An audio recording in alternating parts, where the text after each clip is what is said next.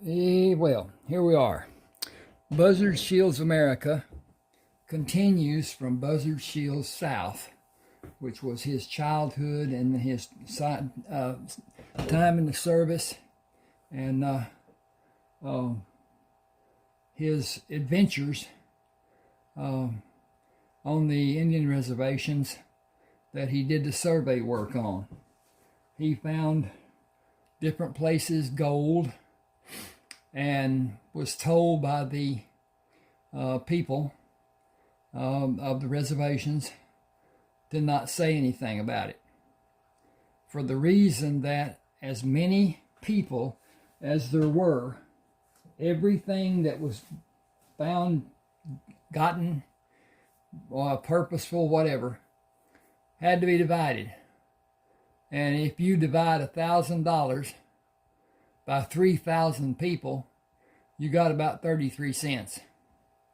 And they didn't think that anybody would find anything that was very valuable to start with, because the superstition was that there were spirits in the mountains and in the caves of the mountains and all the places that he went to find gold. And so with that, he and two others did the mining. They stayed at his house. They got into repairing vehicles for the two different tribes.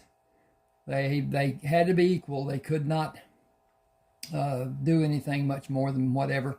And what they were doing was repairing whatever they could buy, and repainting possibly, or tires or whatever. Get it to run where it could be taken to California and sold. And a guy would come to West Flagstaff and park. They would bring the vehicles to him. He'd load up 18 vehicles on his carrier and boogie to LA.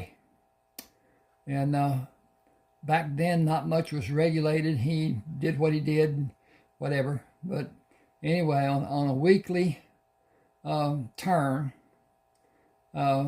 he would come past Flagstaff and go on into the next state and next state and the next state or whatever, and then come back and unload before he got to the Flagstaff area, and then pick up another load going back out to LA. And it was very lucrative that they did this. He in the meantime, what he would do, they put a telephone in his house. They structured a house that had already been built, put the roof on it, and rebuilt it exclusively for him. And he was more or less obligated to both tribes, because the house sat on the line that divided the reservations. But he was in such good standing with both tribes that they wanted him to stay there the whole time. He did not want to stay there in the winter. This is Flagstaff, Arizona. It's 7,000 feet up in the elevation, and it snows and it's cold, and he didn't want to be there.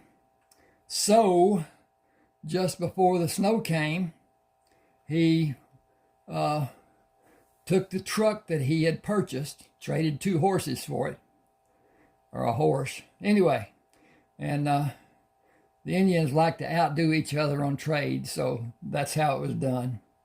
And he put an extra fuel tank behind the seat, bigger one than what came with it. And anyway, he parked it at a lot that was available to him, and got a train, and went to Oakland area, San Francisco, and was going to go on a ship, and decided it would be better that he did not go on a ship, even though he had already purchased a ticket.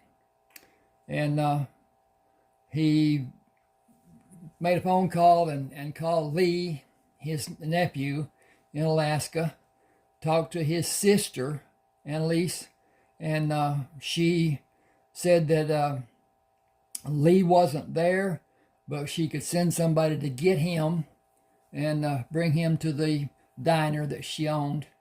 And they made arrangements for Lee to fly his larger aircraft, two proper. It has two props, two engines, not like the single engine that he did that did landings in different places for people to go and ski and all kinds of stuff.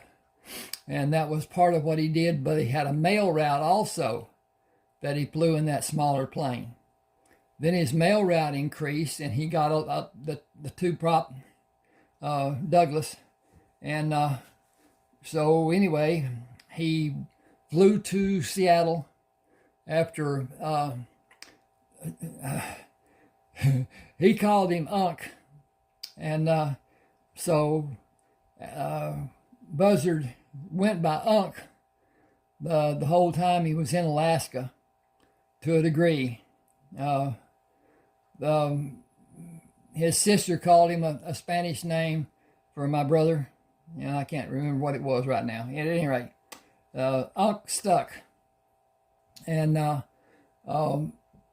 they met a guy. They went and to start with, Lee had done several investigations on rivers in different valleys on the eastern side of Alaska, which is not populated. Even today, it's not populated. Almost nobody lives there. At any rate, wild animals and whatever. I understand that the wolf population is basically over in Canada. Very seldom is there a wolf in Alaska. There's one thing that is not in Alaska. There are no snakes. No, anyway, land reptiles. And so anyway, they find a place that they think they can mine, but they need, they're doing panning, shoveling, and it's becoming tiresome. And both Buzzard and Lee decide that they need to get a sluice system and water and make it faster and easier. So they fly in to get a guy, Jimmy, to build what they want. Well, Unc had drawn a graphic of how he wanted the sluice boxes and the water catch pen to use to run water over the sluice and separate the rocks from the ore and whatever. But anyway, Jimmy had already built almost the same exact dimensions that Buzzard wanted. And so they asked him why. And he said that he had found a place that had gold and he was going to mine. And so he was going to use it, but he had no way to get it there. And Lee said, well, let's just form a partnership. And today we'll take the equipment and we'll use it in the location that you take us to. And then we'll bring you back. And then when you're able to leave the business, he had a welding business. And when you're able to leave it for a while and work mining, then we'll bring you back and we'll continue. And so anyway, they made the first excursion and everything went well. they built a lean-to that they could live in that basically attached to the side of the mountain, and well, covered it with dirt and then covered it with grass, and it's with the grass rooted and covering the top. They put plastic over the logs that they built the lean-to with, and anyway, they mined the gold. They were still working when they went to get him the second time. In the meantime, Buzzard had seen what he thought was a bear, and had a cub with it. And he asked Lee to fly over it, and he did. And sure enough, there's the cub, small baby, double hand sized. And he brought the cub and put it in a knapsack, backpack, to keep it quiet, keep it warm. And it was. And they went back to get supplies and get nourishment for the bear and whatever. And when they did, they went to get Jimmy. And he's ready, he's packed, got his little bag, and he's ready to go. And the bear makes a noise. They named her Ruby. Lee actually named her.